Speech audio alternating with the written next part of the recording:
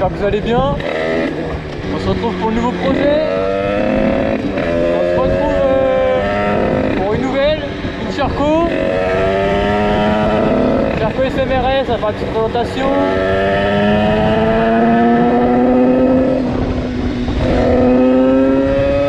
D'abord on va rouler tranquillement et après je vous la présente.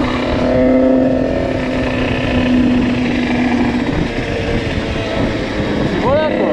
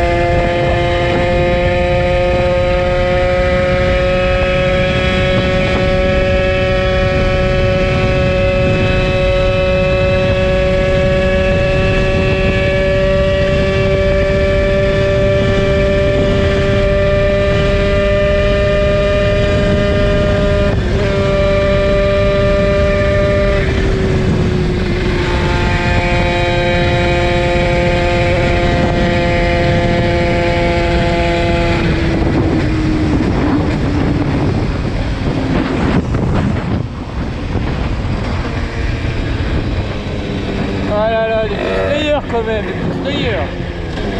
Par rapport à Paris-Test, parce que bah je guidonne. Je vous expliquerai tout ça pourquoi tout à l'heure, pourquoi ça guidonne quand je suis trop rapide. Et voilà.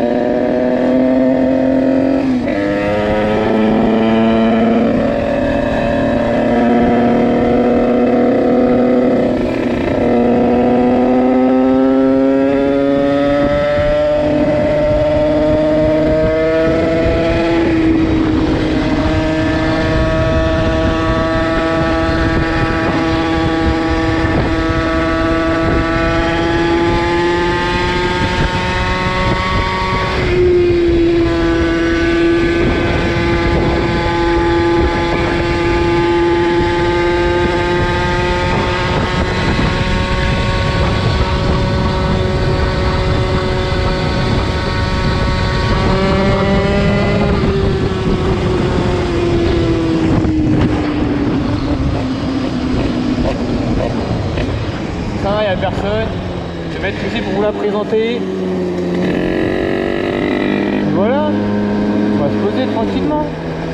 Alors voilà, je vous présente la Sherco SMRS de Taurus, donc moi.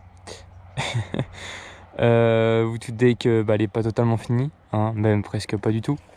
Il y a encore beaucoup de choses à faire dessus, dont déjà le poste de pilotage, vous voyez, du jaune, qui n'est pas du tout accordé. Donc sur ce thème là, la Reju, vous voyez, on est parti sur du noir orange, là je pars sur du noir violet. Qu'est-ce qu'il y a à dire dessus? Déjà on va parler moteur avant de parler esthétique. Alors 94 Ital Kit en axe de 12, parce que j'ai un vélo top de course 44 si je me trompe pas. Clapet stage 6, pipe MVT, carbure 32.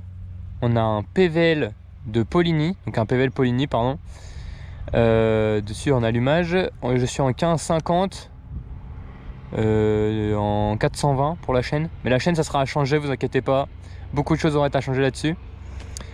Le moteur était prépa. Je vais vous afficher quelque part là sur l'écran l'insta de mon pote, celui qui m'a fait ma prépa de mon 86 et de mon 94. Nous avons une belle petite ligne KRM 90-100 avec la cartouche. C'était une 90-100, mais enfin c'est pour une 90-100, mais je sais plus c'était quoi les valeurs qu'ils disaient sur KRM déjà. Donc voilà, mais c'est pour c'était pour les. Donc j'ai pris la plus grosse cartouche, je bégaye, la plus grosse cartouche qu'ils ont. Donc voilà, on est sur un double radia, bien sûr, vous en doutez. Hein, je vais pas rouler en simple radia. Qu'est-ce qu'il y a à faire dessus? Enfin plutôt poste de pilotage, je vais plutôt vous le présenter avant de dire ce qu'il y a à faire dessus. Du coup je me suis remis sur batterie. Donc voilà pour la sonde, pour le phare. Donc c'est un phare LED, que c'est une personne sur le bon coin qui fait tout plein de phares LED. Il coûte pas trop cher, je crois je l'ai payé 60 €, ça va encore, enfin c'est un phare quoi. Donc voilà, c'est juste à remplacer à la place du phare d'origine, et franchement ça éclaire pas mal. On a fait un petit covering des fourches avec mon père, petit covering des fourches en violet, donc c'est pas mal. Coupe-circuit, vous en doutez. Embrayage Pro Taper, voilà, j'ai kiffé l'avoir, alors je me suis dit je vais en racheter un. Tirage rapide domino. Le rétro, bon, a changé. Il y aura une mousse qui va arriver. J'hésite plus tard à l'amortisseur à le foutre en violet, donc à faire une peinture. Donc voilà. Et du coup, on passe à une chose. Pourquoi je guidonne quand je roule trop vite? Déjà de une, vous pouvez remarquer que si je mets la béquille déjà ne touche pas le sol. Et si jamais la moto elle penche, je veux dire pourquoi? Comment ça se fait, Taurus, que ta moto elle penche trop et que ta béquille ne touche pas par terre? Alors tout simplement parce que ici j'ai une rehausse.